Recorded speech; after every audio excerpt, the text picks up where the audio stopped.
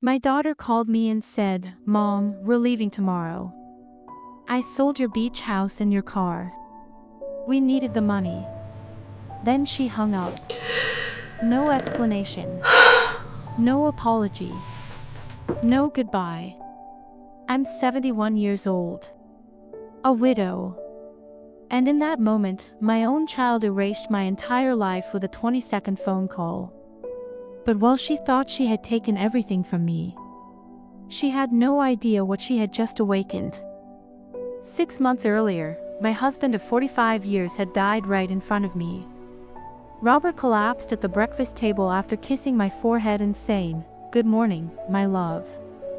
Those were his last words. After the funeral, my daughter Angela suddenly became very attentive. She visited often, helped with paperwork, brought documents for me to sign. I trusted her. Why wouldn't I? The beach house she sold wasn't just property. It was where Robert and I spent every summer. Where we celebrated birthdays, holidays, and quiet mornings watching the ocean. And the car. It still smelled like him. So when she sold everything without asking, it wasn't money she took. It was my memories. My dignity. But what Angela didn't know was that 3 days before Robert died, he gave me an envelope and said, "Open this only when you need to remember who you really are."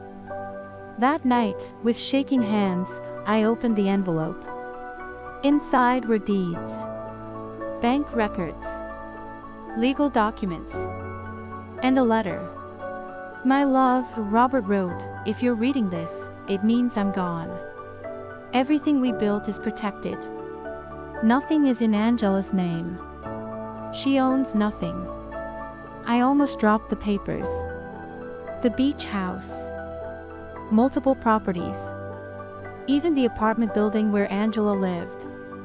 All mine. The next morning, Angela called again, this time sweet and polite. "Mom, we gave you 30% of the money. You should be grateful.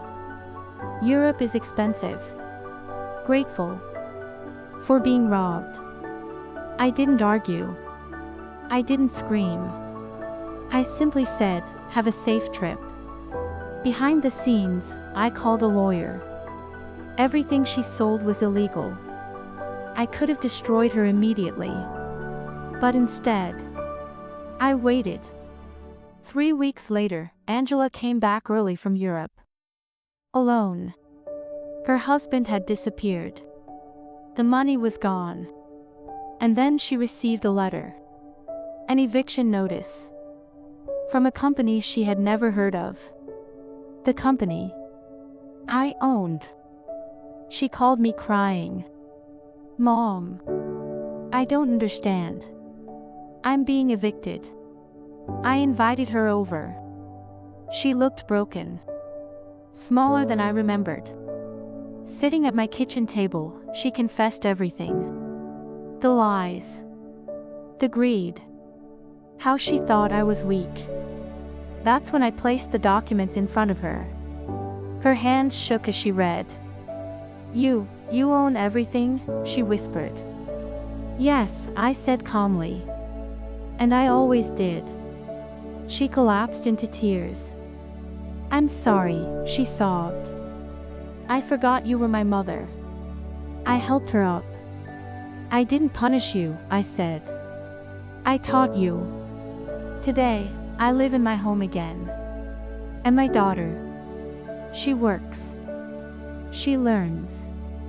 She visits me, not because she needs money, but because she finally understands love. Sometimes the strongest revenge isn't destruction. It's dignity.